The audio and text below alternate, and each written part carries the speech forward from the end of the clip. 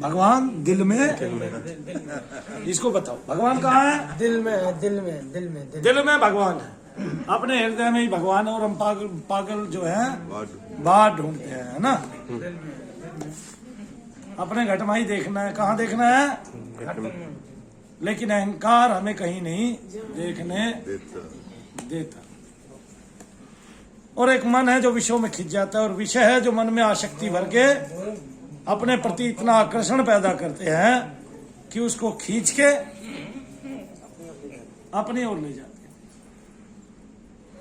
लेकिन भगवान का नाम लेते लेते एक समय ऐसा आता है कि विषय भी रहते हैं और मन पर उनका आकर्षण नहीं होता, स्फुरना मात्र होती है।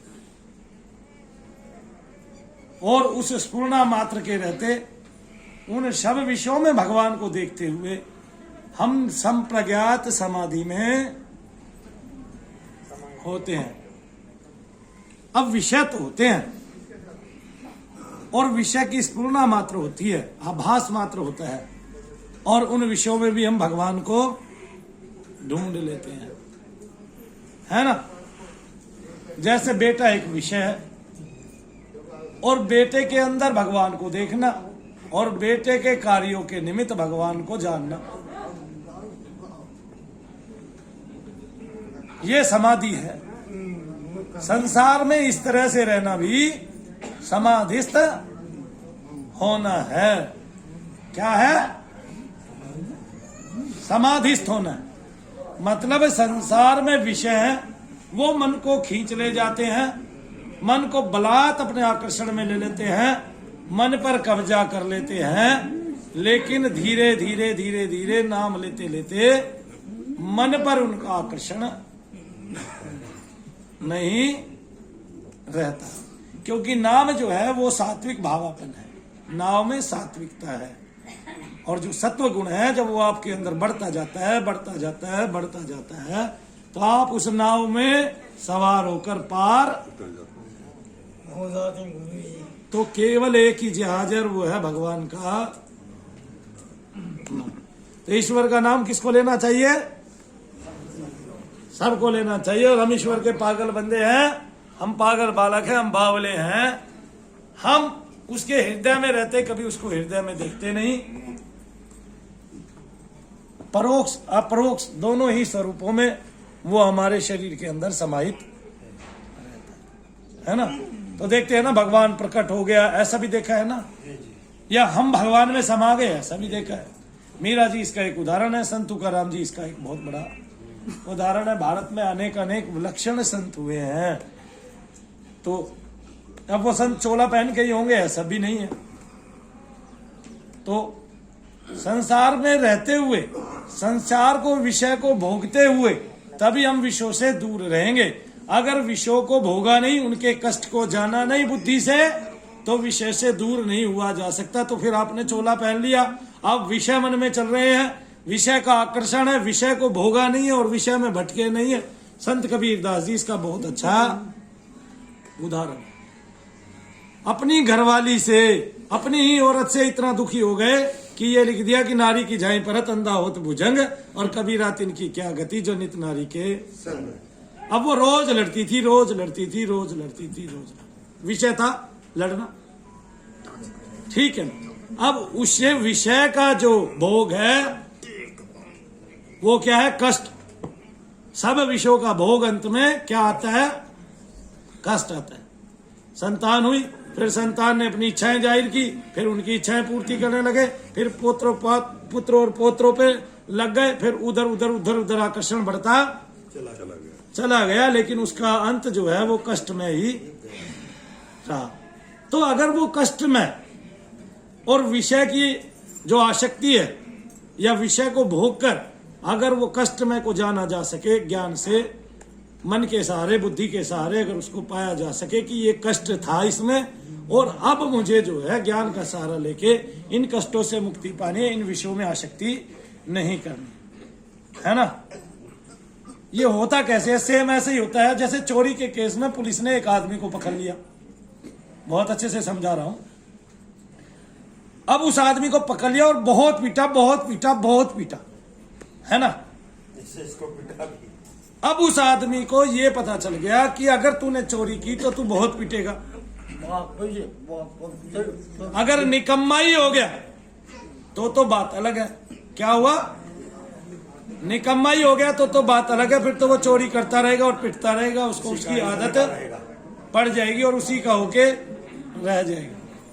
लेकिन अगर भय व्याप्त हो गया, उसकी बुद्धि ने सहारा ले लिया कि भाई इससे तो दुख ही दुख और कष्ट ही कष्ट है, इसमें तो पिटना ही पिटना लिखा है, तो फिर क्या होगा?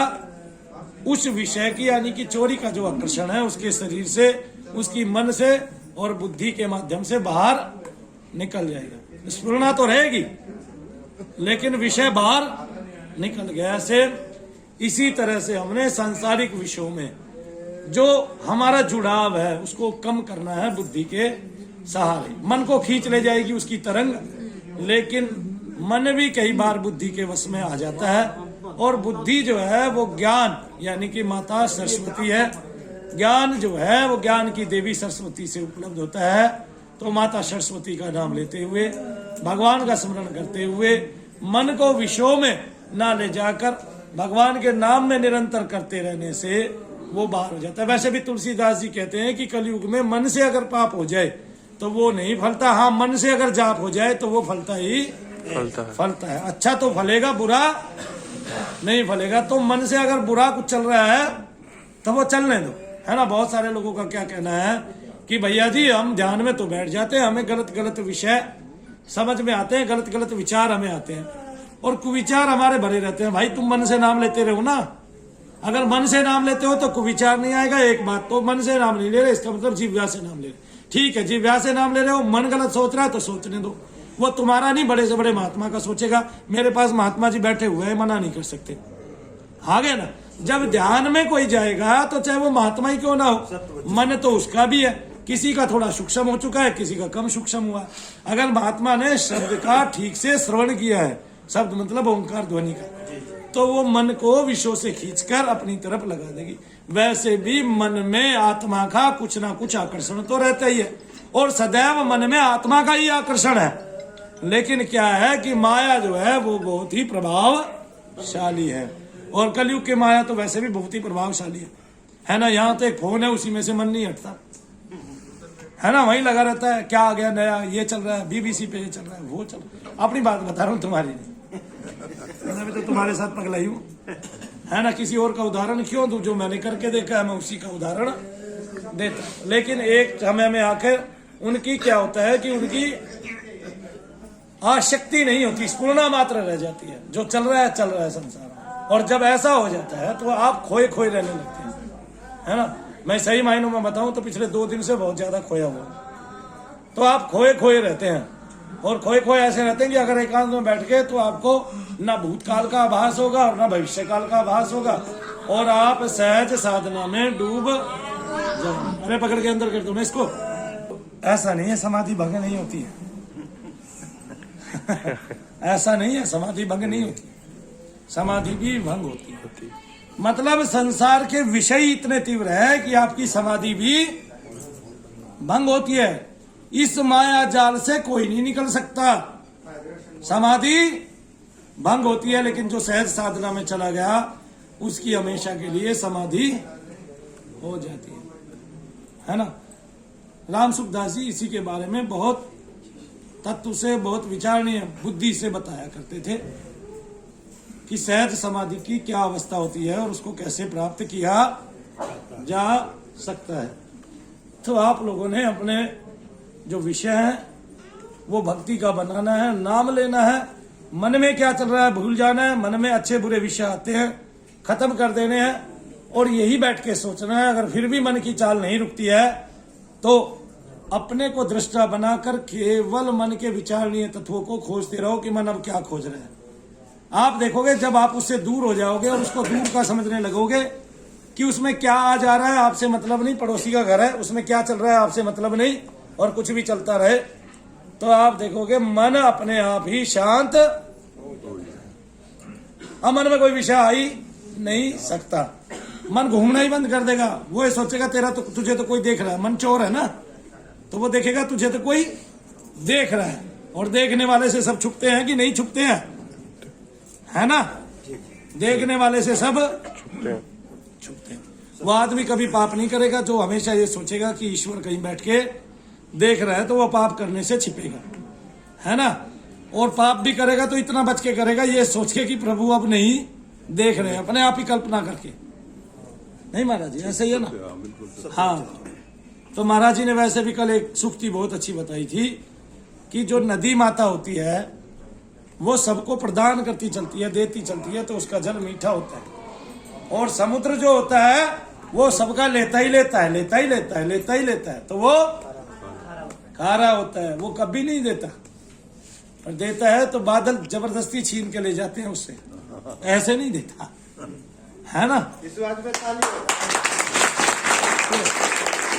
हम सबको क्या करना है, हम सबको भगवत भक्ति करनी है, और वो भक्ति केवल नाम से ही आती है। नाम सत्व गुण है, और उसको बार बार जप करने से आपके अंदर ईश्वरीय गुणों की वृद्धि होती है, और इससे कोई चमत्कार उत्पन्न होगा ऐसा ना सोच के केवल नाम लेना है। वैसे भी इस धाम में कोई चमत्कार नहीं होता है, कोई चमत्कार नहीं होता। आप आते हैं, आपकी निगेटिविटी की पुष्टि होती है, उसको ठीक किया जाता है, बस उसकी वजह से जो बीमारी है वो ठीक हो जाती है, ठीक है ना? जैसे बुखार की टेबलेट का आज कोई चमत्कार नहीं मानते हैं, जब वो शुरू की थी तब चमत्कार था कि भाई ऐसा रोग हुआ, उससे लोग मर जाते थे, वो अब एक टेबलेट से ठीक हो जाता है। तो आप कोई चमत्कार में गिनती नहीं करता ना उसकी, और पहले उसकी गिनती चमत्कार में हुई होगी एक टाइम में। जैसे आज कोरोना की दवाई की जो है वो चमत्कार में गिनती होगी, लेकिन एक टाइम ऐसा आएगा कि कोरोना की दवाई की जो है वो चमत्कार में गिनती नहीं होगी। ऐसे ही जैसे पोलियो की खुराक की अब चमत्कार में गिनती नहीं होती है, उस टाइम होती थी, है ना? तो जो चीज है, जो सत्य है, वो ये है कि आपके अंदर निगेटिविटी है, उस निगेटिविटी को नाम से निकाला जा सकता है, क्योंकि जहां ईश्वरीय नाम होगा वहां अशुद्धता बिल्कुल नहीं होगी, और अशुद्धता जो है वो धीरे धीरे धीरे धीरे कट के बाहर निकल जाएगी। तो इसको कुपित वायु भी बोलते हैं आयुर्वेद में, और इसको निकाल कर आप जो है संपूर्ण रूप से ठीक हो सकते हैं। इसके अलावा आपके घर में पितृदोष है। कल मैं आपको जितने लोक हैं उनके बारे में बताऊंगा, ब्रह्मलोक तक के बारे में बताऊंगा, ठीक है ना?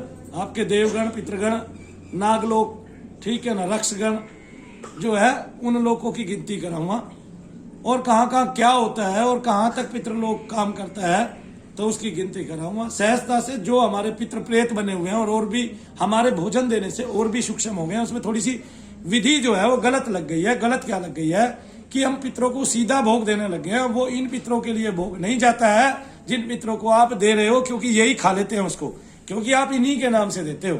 पहले क्या होता था, प्रत्येक आत्मा को ऊपर जाना पड़ता था पितृलोक में, पहले भूत प्रेत नहीं होते थे।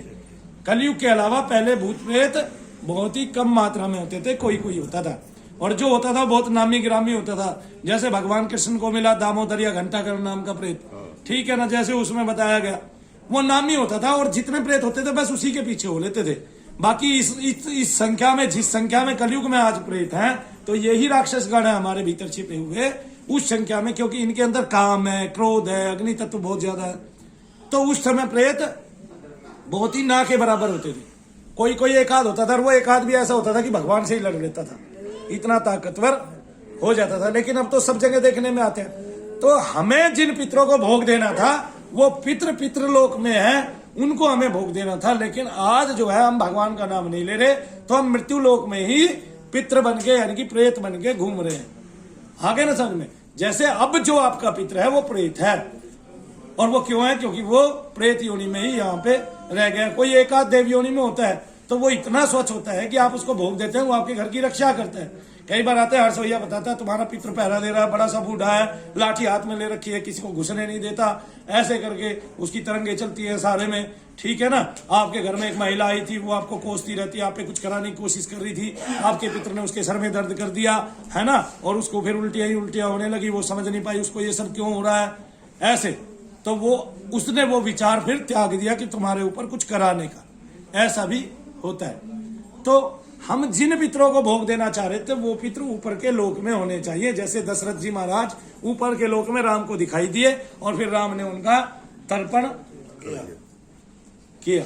लेकिन अब जो है वो सारे के सारे प्रेत योनि में है। अब अगर हम उनको भोग देते हैं तो वो और शक्तिशाली और सूक्ष्म हो जाते हैं और उनका दोष और बढ़ जाता है ना। तो हमें भोग किसको देना है? भोग तो हमें देवता को देना है उसको साफ करने के लिए। किसको देना है? इसलिए मैंने दीप दान की विधि बताई है, जल दान की विधि बताई है। जल को आप पिएंगे तो शरीर स्वच्छ रहेगा, शरीर स्वच्छ रहेगा तो शरीर से कुपित वायु जो है वो कट कट के बाहर स्राव होने लगेगी। अगर किसी ने कुछ खिलाया पिलाया तो वो भी कट कट के बाहर स्राव होने लगेगा, तो वो खत्म हो जाएगा, है ना। तो फिर क्या होगा? इसके माध्यम से आप परिशुद्ध यानी कि विशुद्ध मात्रा में आपका शरीर आने लगेगा। वैसे तो शरीर को कभी शुद्ध किया ही नहीं जा सकता, लेकिन फिर भी जैसा ईश्वर ने बनाया है सबसे सुंदर मानव का ही शरीर है ना। केवल आंखों से पूरे आदमी की पहचान हो जाती है, 2 आंख ऐसी लगा दी है। आप सरदार जी को जिन्होंने देखा है और सरदार जी की आंखें इतना सा चित्र ले जाके दिखा दीजिए, वो पहचान जाएंगे फला सिंह साहब है। ऐसे इतनी बढ़िया इतनी खूबसूरत तरीके से भगवान ने हमें बनाया है, ऐसा सोच सोच के हमें बनाया है। इसमें मन डाला है, मन का स्वभाव ही आकर्षण, स्वभावतः जो आकर्षण है वो तो ईश्वर की तरफ है, लेकिन चूंकि माया बहुत शक्तिशाली बनाई है भगवान ने, साथ ही वो आकर्षणवश मन की तरंगों को खींच लेती है। उसकी एक तरंग भी मन को अपने में समा लेने के लिए काफी होती है ना। तो विषय के कठोराघात से, विषय के आवर्जन से, विषय की आसक्ति से जो हमें चोट पहुंचती है, उस चोट को बुद्धि के द्वारा सदैव के लिए याद रखे हम विषय की स्फुरना मात्र भी लेके इस संसार सागर से तर सकते हैं। उसको भी समाधि बोला जाता है। और उस समाधि में भी चोट लगती है। कोई व्यक्ति कभी भी सदैव समाधि में नहीं रह सकता जब तक उसको सहज साधना या सहज समाधि ना लगे। और सहज समाधि का लगना विचारों से होता है, बुद्धि तत्व से होता है। यानी कि भक्ति तो आपको मिल गई, फिर भक्ति के बाद भगवान ज्ञान देते हैं और ज्ञान से फिर आप कर्म योग भी इस संसार में कर सकते हैं। चूंकि कर्म योग माँ के गर्भ से ही स्टार्ट हो जाता है आपका, और श्वसन जो है वो आपके कर्म योग में आता है। तो कर्म योग आप बचपन से ही कर सकते हो, यानी कि तब से ही कर सकते हो जब से पैदा होते हो। छोटा बच्चे को भी कह देते हैं ना, जा मम्मी के लिए रोटी लेके आ, तो वो लेके आता है कि नहीं, है ना। तो उसको कहते हो बेटे वहां से वो उठा के लेके आ, तो उठा लेता है। वो अपने खिलौने के साथ साथ आपके घर के भी काम करने लग जाता है। तो वो कर्म योग में पदार्पण कर देता है, उस टाइम में कर देता है कि नहीं।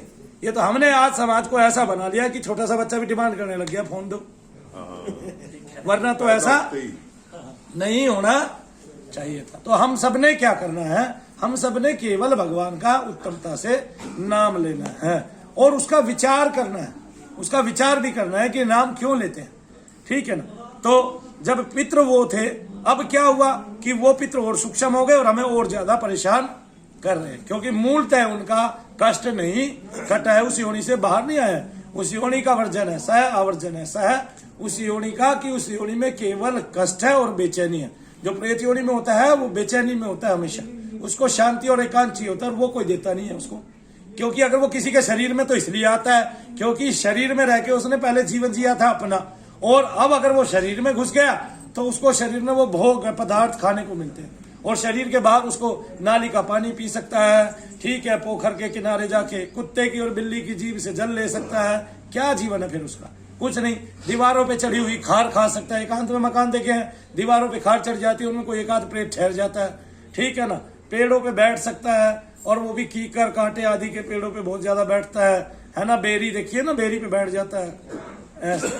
तो बस उनका थोड़ा बहुत सुख ऐसे ऐसे वृक्षों पे लिखा है जहाँ देवी देवताओं का कोई मतलब ही, है ना। लेकिन पीपल सबको आश्रय देता है, उसमें भगवान के तीनों स्वरूप विराजते हैं। वहां शनिदेव महाराज भी है, ये भी मैं बता देता हूँ। तो पीपल पे तो उनको सुख मिल जाता है, लेकिन जो बहुत बड़े बड़े प्रेत होते हैं वे उनको ठोकर मार के पीपल से गिरा देते हैं। तो निचले स्तर का, इसमें भी तो स्तर हो गए ना, निचले स्तर वालों का। जैसे किसी पीपल में वो बहुत बड़ी चुड़ैल रहती है, वो अपने आसपास क्यों भटकने देगी, और भटकने देगी उसको जो उसके पैर दबाएगा सवेरे से शाम तक। आगे ना समझ में। तो इस तरह से इन्होंने अपने अपने, हमने जो विधि अपनाई पितरों को यज्ञ करने की, पितरों को जल देने की, वो यही लग रहा था। इसलिए गुरु नानक साहब ने भी कह दिया कि अगर ऐसे जल जाता तो मैं अपने खेतों में भी पानी दे देता, क्योंकि उनको पता है पितृलोक तो बहुत ऊपर है और सब यहाँ प्रेत बन के रह रहे हैं, तो जल जाएगा ही नहीं। तो इसलिए जल उसको दो जिसको जाए, है ना। किसको दो, मान लिया जल आपने शनिदेव महाराज को प्रदान किया, दीप आपने शनिदेव महाराज को प्रदान किया। अब वो देवता है, वो आपके उन जो प्रेत है, पितृ बने हुए हैं और सूक्ष्म हो गए आपके भोग देने से, अमावस्या निकालने से उनकी मुक्ति हो जाए, वो धीरे धीरे श्वेत अवस्था में आ जाए। और कई तो उसमें इतने पक जाते हैं कि उनको निकालना जो है वो कष्टकारी हो जाता है, उसमें समय बहुत लगता है।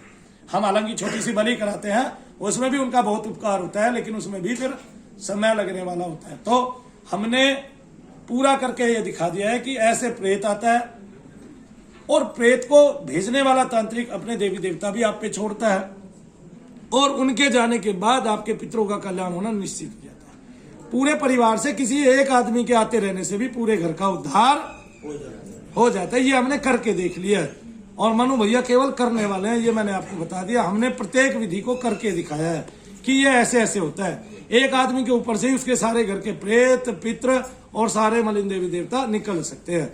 ये हमने करके दिखा दिया है और मनु भैया करके दिखाने वाले ही हैं, क्योंकि मनु भैया शनि महाराज के। तो मनु भैया शरीर नहीं है, शरीर आप भी नहीं हो। आपके जो नाम है वो सीधा आत्मा ने ग्रहण कर लिए, क्योंकि जब शरीर सो जाता है तो फिर कोई उठने वाला नहीं रहता, और जो उठने वाला है उसने नाम ग्रहण कर लिया है मनु भैया, और वो है आत्मा। क्या है वो? उसने नाम ग्रहण कर लिया। अब ये शरीर सो गया, कोई मनु भैया कह के जगाएगा तो कौन जागेगा? मनु भैया जागे, क्योंकि वो सोया ही हुआ नहीं है, उसको तो सब सुनाई दे रहा है पहले से। आगे ना समझ में, बस वो अपनी अवस्था में पहुंच गया है। आदमी दिन में बहुत बार समाधि में जा सकता है, उसको पता नहीं चलता है, इसलिए हम लोग ईश्वर से जुड़े रहते हैं, है ना। और देखो नाम लेने से क्या होता है, सरदारों में जैसे लोग प्रेत नहीं बनते हैं, वो नाम लेते रहते हैं, अब बनने लगे। अब क्यों बनने लगे? अब नाम लेना कम कर दिया, पहले बनते ही नहीं थे।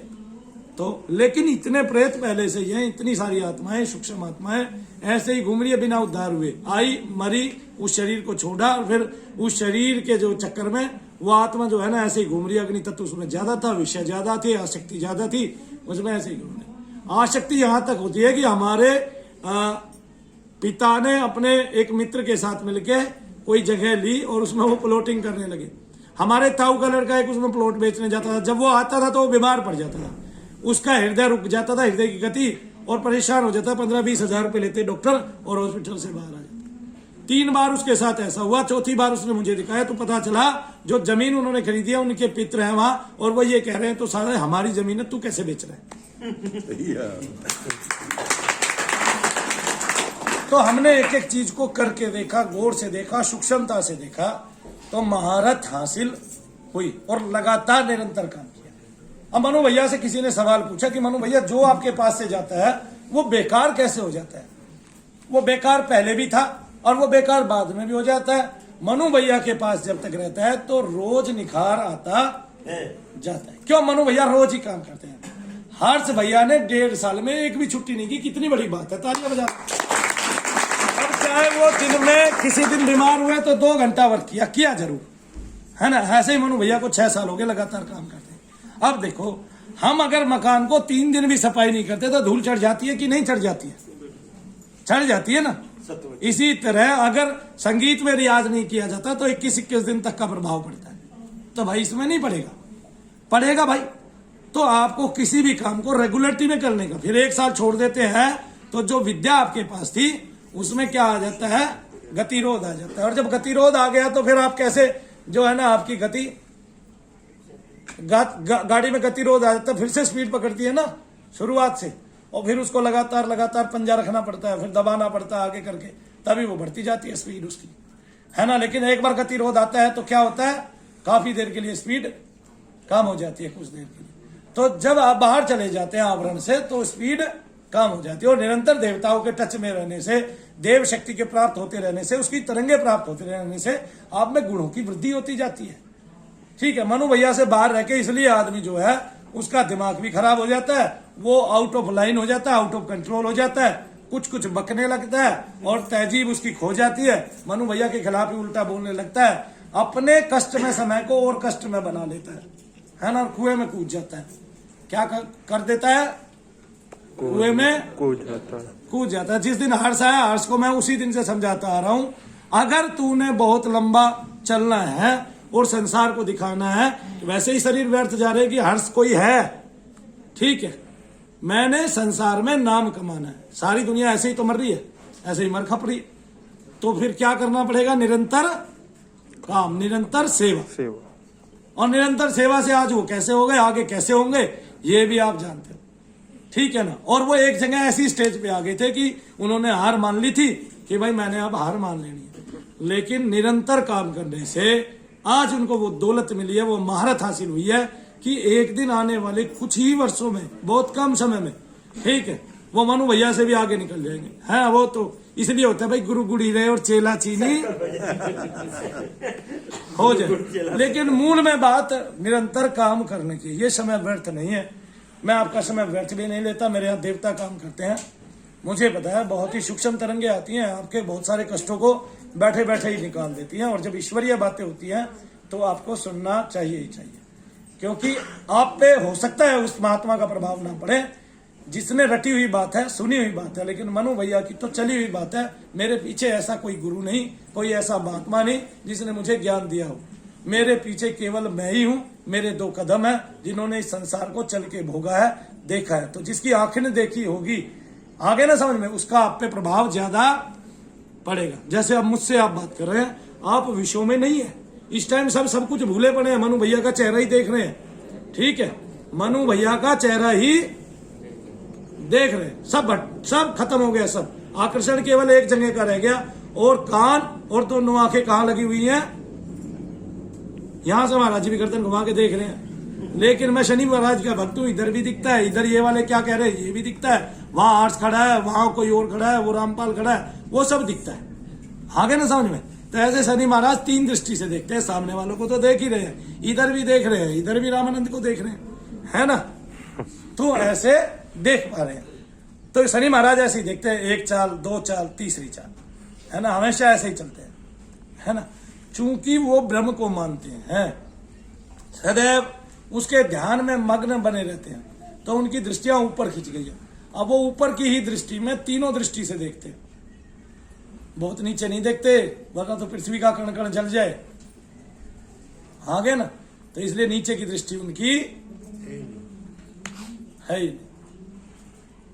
है ना।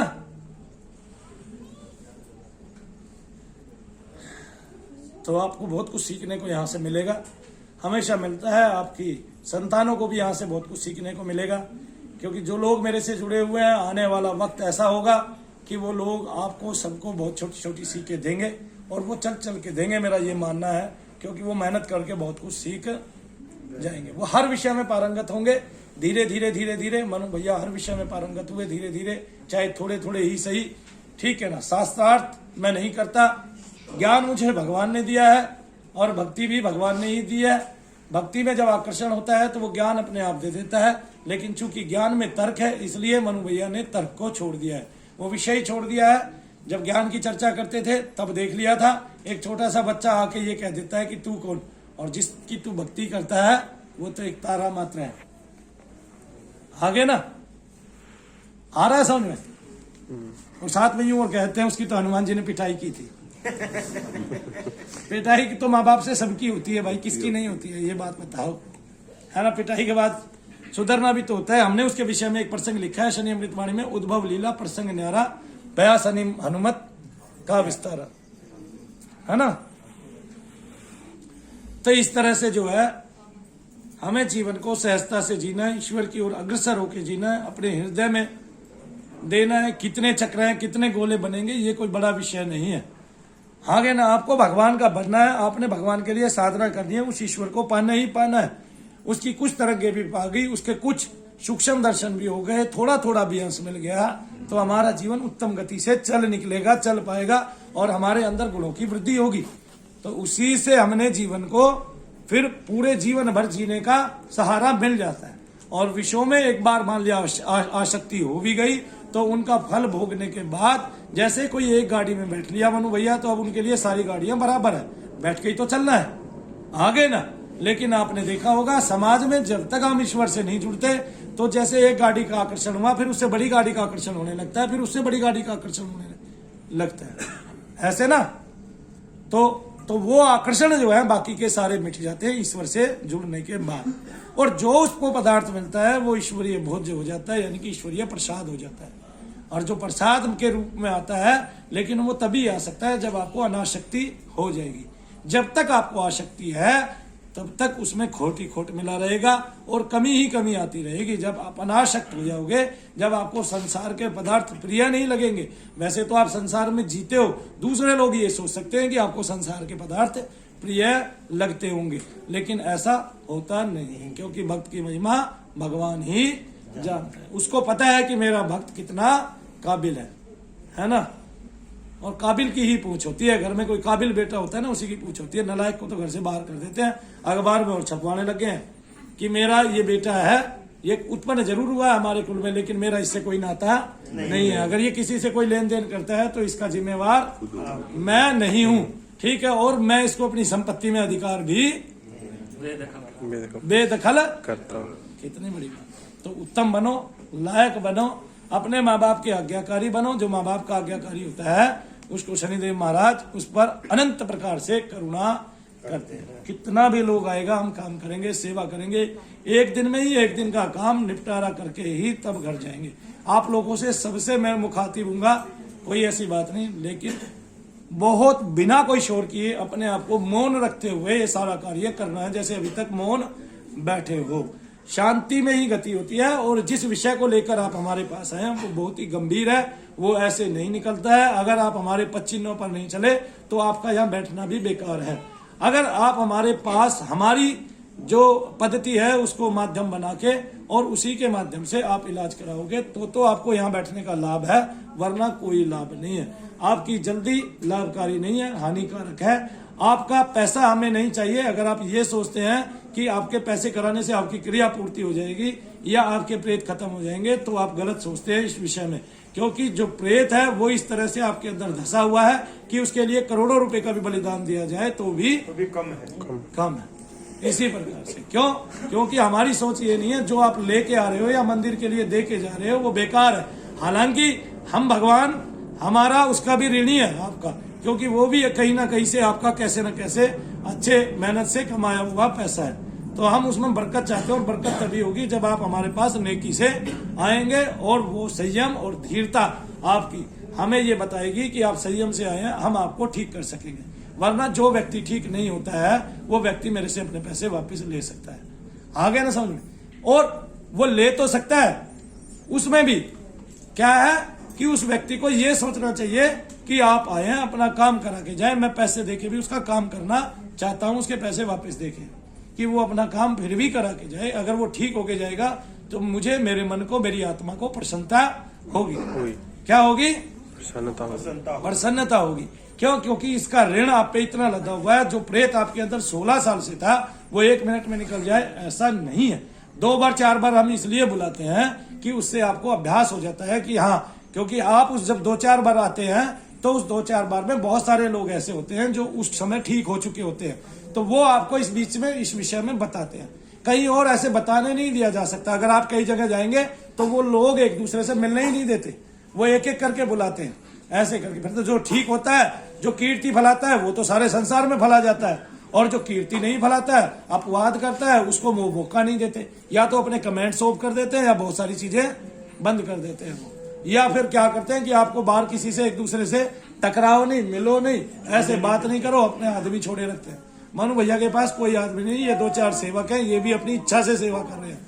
मैं इनको बाध्य नहीं करता, किसी को भी बाध्य नहीं करता, क्योंकि मैं किसी के जीवन में गलत रूप से हस्तक्षेप नहीं करता हूं। और जिसने यहाँ पर समय दिया है, त्याग किया है उस समय का, उसको उसका प्रतिफल जरूर मिलेगा, मेरा वादा है। और वो आदमी कभी भी मायूस ना हो जो यहाँ पर समय दे रहा है, क्योंकि यहाँ पर समय का आपकी का कीमत है ही है। आपको कुछ ना कुछ दरबार से जरूर मिलेगा। मेरी भगवान से, शनिदेव महाराज से हाथ जोड़ के प्रार्थना है कि जो इच्छा लेकर यहाँ आता है आप उसकी वो इच्छा पूर्ति कर दीजिए। मेरा इसी में जो है आपके दर्शन का, मैं इसी में सौभाग्य मान लूंगा जब एक आदमी यहाँ से आके ठीक होके चला जाएगा। तो ना हम डॉक्टर हैं ना मास्टर हैं आपको समझाएंगे, हमारे कुछ अनुभव है, मनु भैया के कुछ पर्सनल अनुभव है, वो आपको बताते हैं। आपको धीरता से काम लेना है, धैर्य से काम लेना है, संयम से काम लेना है, विषय बहुत गंभीर है, आप लोग इसमें फंसे हुए हैं। क्योंकि मुझे पता है यहाँ से आप चले जाते हैं तो आधे भारत में क्या पूरे भारत में घूमने के बाद भी इस विषय का बहुत गंभीरता से कहीं पे समाधान नहीं हो रहा है। आपको केवल लूटा जा रहा है, ठगा जा रहा है। और यहाँ पर मैं गंभीरता से काम कर रहा हूँ। यहाँ अभी भी ऐसे लोग बैठे हुए हैं जिनके 2000 4000 कोई मायने नहीं रखते। वो इतनी बार आ चुके हैं कि मैं उनकी बहुत बार सेवा कर चुका हूँ और वो कब के वो पैसे खर्च भी उन्हीं के ऊपर हो चुके हैं यहाँ पर, है ना। पहले भी ऐसे लोग बहुत आते थे जो जिनके रहने का खर्च उनके देने से ज्यादा आ चुका था। जब उनके देने से ज्यादा 3 गुना 4 गुना आ चुका था तो भी मनु भैया ने कभी ये नहीं माना, क्या कहते, कभी स्वार्थ परक कोई बात नहीं की। क्योंकि मैं चाहता हूँ मूल में कि आप लोग ठीक होके ही यहाँ से जाए। और किसी व्यक्ति को पैसे की आवश्यकता भी पड़ती है कि मुझे तो मेरे पैसे वापस दे दो, तो मेरा तो मानना यह है कि वो पैसे वापस लेके भी आ सकता है निरंतर। मनु भैया उसको अलग से कोई दृष्टि से, हे दृष्टि से कभी नहीं देखेंगे, ना मेरी दृष्टि में कोई परिवर्तन आएगा। उल्टा मैं भगवान से और ज्यादा प्रार्थना करूंगा कि ये वेग से जल्दी से ठीक हो। हालांकि आप जो देते हैं वो ईश्वरीय कदम में जाता है, उसकी कृपा में जाता है, उसके कार्यों में जाता है, ठीक है ना। क्योंकि भक्त का जो होता है वो भगवान का भी होता है और भगवान का जो होता है उसमें अधिकार भक्त का भी होता है। तो आप जब ईश्वरीय संतान हो जाते हैं तो आपका क्षेत्र, आपका दायरा बड़ा होता है। मैंने इस पिता की संपत्ति त्यागी है। जो पिता मेरा इस संसारिक पिता है, लेकिन जो पिता मेरा ईश्वरीय पिता है उसकी संपत्ति को कभी भी कोई त्याग नहीं कर सकता। क्योंकि उसकी संपत्ति में सबसे बड़ा उसका आशीर्वाद होता है जिससे आप अपना आत्मदर्शन करते हो। हालांकि इस पिता के भी आप पर बहुत सारे ऋण होते हैं, वो भी आपको इस संसार से उतार के ही जाने चाहिए, मैं ये मानता हूँ। तो जय शनिदेव भक्तों, जय शनिदेव, जय शनिदेव, जय शनिदेव, जय शनिदेव, जय शनिदेव, जय शनिदेव।